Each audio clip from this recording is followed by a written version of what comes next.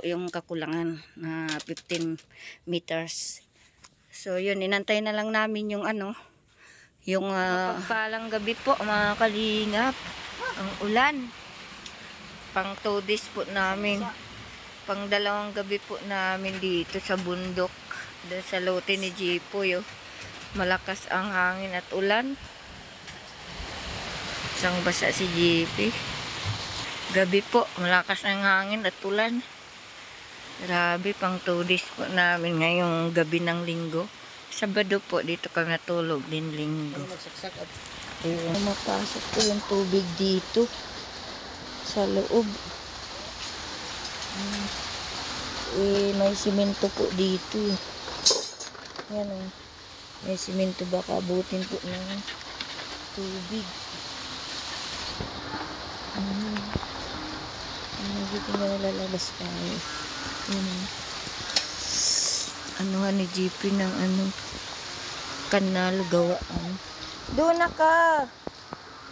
Anuhan ng kanal mga kalingap. Dahil yung tubig lakas ng hangin at ulan.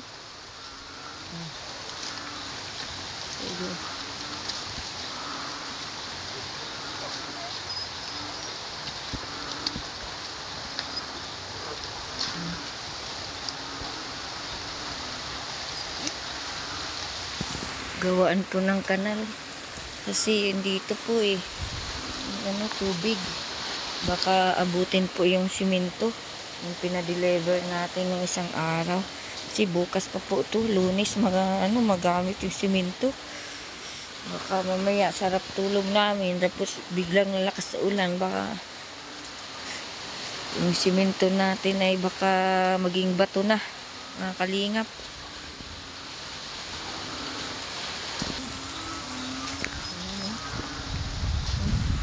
Basa na si GP. Basa na po siya.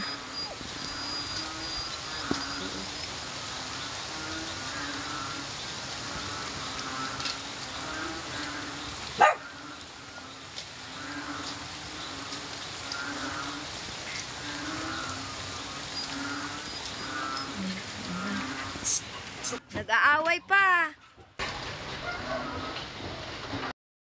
Mapagpalang araw po ng Lunes mga kalingap. So yun, ito ngayon ang araw ng paglatag sa kuryente sa lupa or lote ni Jipoy. So kasi ang karoniko ay hindi ka makakabitan kung hindi mo ilatag kasi yung inspector ay nag-inspect na. So ngayon pa lang nilatag kasi malakas ang ulan. So ang gusto ni GP doon sa kabila, doon po. Ang sabi po ng inspector, mas maganda daw dito sa unahan at hindi na mabili at hindi na magpatayo si GP ng pusting bakal kasi ito po ay puste ng karoniko, kaya ang gusto ng inspector dito ipadaan ang wire niya, ang kable.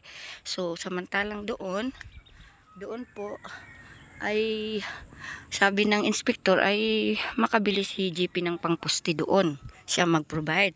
So ngayon ang ginawa namin, sinukat namin yung kabling ito papunta sa lote ni Jipoy kung aabot doon mga kalingap kasi 140 meters to kasi sobra pa nga to doon sa kabila. Sinobrahan talaga namin para mahirap na yung magkulang, mas maganda yung magsobra. Wait! Oo.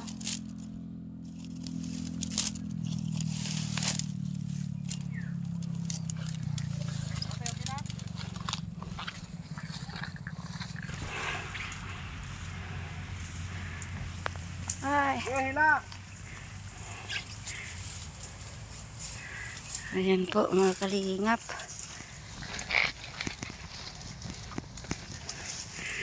Mahirap magpakabit ng kuryente. So, makabitan ka pag kailangan, anuhin mo, bayaran mo. Kasi kung wala kang abutin ka ng panahon ni kupong-kupong. Kaya kailangan So nung Huwebes to nilakad ni Jipoy, Huwebes, Bernes, o ilang araw lang, di ba? So andyan na. Kailangan mo dito sa magkabit lineman mamaya, kasi inspector yung kanina pumunta. Sa lineman mamaya, pagkabit nito mga kalingap, magbabayad ka pa sa kontador. At saka sa nagkabit, so bigyan mo ng pangmerienda. Si inspector binigyan natin ng pangmerienda din para sisipagin po. So pagka hindi to kasya doon dito sa may poste, yan.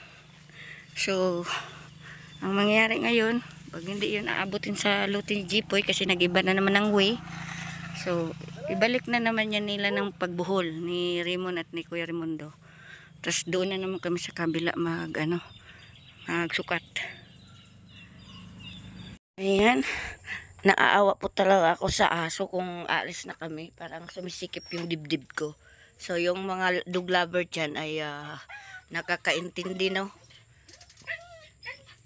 Yung parang kinukurot ang puso pag umalis na kami. Siyempre sila lang po kasi itong dalawa.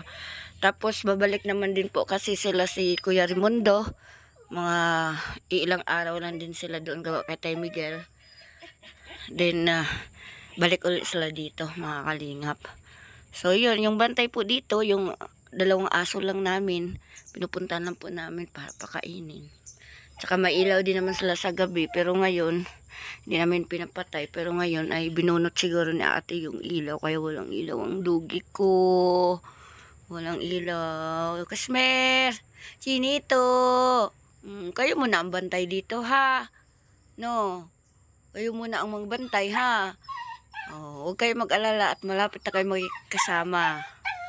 Sus, umiiyak. Ngapon po mga kalingap. So, andito kami sa lote. So, yun. Tiningnan namin. Kasi iniwan lang po namin yung dalawang aso dito. Sila lang ang naiwan po dito. Sila lang ang bantay. Tuwing hapon po, pinupuntahan namin sila para pakainin. Kaya yun, andito sila. Andito yung mga aso. Tapos, yung kasi marami po dito magnanakaw ay itong bakal, hindi naman ninakaw ano. At saka, yung puso. Kasi walang tao po talaga dito. Tapos sa ano naman, dito ito yung ano, ito yung masamang balita mga kalingap. Mayroon pang tubig ilang araw ng init. Ayan may tubig pa. Yung doon medyo malalim pa ang tubig. Ayun Yung, pero umano na, sinipsip na ang tubig dahil dati puno yan mga kalingap. Ngayon ay hindi nagaanong marami ang tubig. Ayan. Tapos yung masamang balita po mga kalingap, yung saging na iningat-ingatan natin na dito, kasi dalawa na lang tong natira. Ang isa andyan pa yung saging, ayan malapit na po yung mahinog. Yung isa dyan talagang sinasadya po yung isang saging na kuhanin ninakaw So siguro dito lang sa malapit ang kumuha ng saging. So naunahan pa tayo. Si balak ko mga kalingap, kasi medyo malaki at malusog yung ang saging na ninakaw. Yung niya, kung baga sa Bisaya ang lusok. Malusog yun at malaki. So dapat balak ko sana kuhanin namin ni GP at ko mga kalingap. Punta kami na Maynila. Sa Undas ay dadalhin ko sa aking kapatid na unahan na po ako ng magnanakaw. So ito na lang yung natira. Itong isa na medyo payatin na lang ang natirahin. Siguro kukuhanin din yan.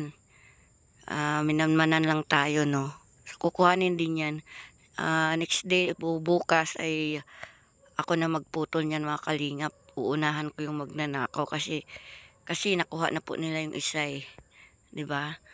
So yun, At naintindihan ko rin kung bakit pinutol nila. Inunahan tayo, no? Ninakaw nila siguro. Kailangan din nila ng pagkain. Kaya kinuha nila. So in fairness mga kalingap, kaysa magutom sila, so kinuha na lang nila yung saging, no? So yung isa, tinira nila tayo, so kukuhanin din natin yan. Unahan na natin sila. Kasi nakakuha na sila ng isa, di ba? So yun. Ito po yung update ng ano. At si Jipoy, nandoon si Jipoy sa ano, sa kable ng kuryente. Kasi lahat ng ano nakita namin ay bumagsak yung mga kable, no. Yung inanuhan ng kawayan, 'di ba? Hangin, tapos lakas ng ulan, yung bagyo, kasagsagan. So, yun natumbang mga saging doon sa gitna. Dito. Sa gitna niyang kasagingnan niyan. Di natin siya makita kasi talagang binaybay niya yung ano kable dahil nakita namin sa daan ay hindi namin nakita yung wire. So yun lang ano kawayan. So sabi ko ibaybayin niya at baka ninakaw na din. So yun nakita namin sa gitna na bumagsak yung isang katulad niyang kawayan na ano. Ayan o. Yung kawayan na yan ganyan. Eh hindi natin makita po. Kasi bukas mga kalingap ay baka mapunta yung ano inspector at yung lineman para maikabit na po ito kasi mag-uundas na po at wala silang pasok kasi doon tayo galing sa opisina nila. So hopefully makabit na po itong kuryente, no, para hindi na tayo makikabit kay ate dito sa puting bahay na yan. Ayan po, yan po ngayon na ating update mga kalingap. So bukas ay magkakaroon na ng ilaw or in next day. Kaya maraming salamat po mga kalingap sa pagpanood ng ating another update dito sa lote ni Jipoy. Thank you so much mga kalingap. God bless all and magandang gabi, magandang umaga, magandang hapon po sa inyong lahat.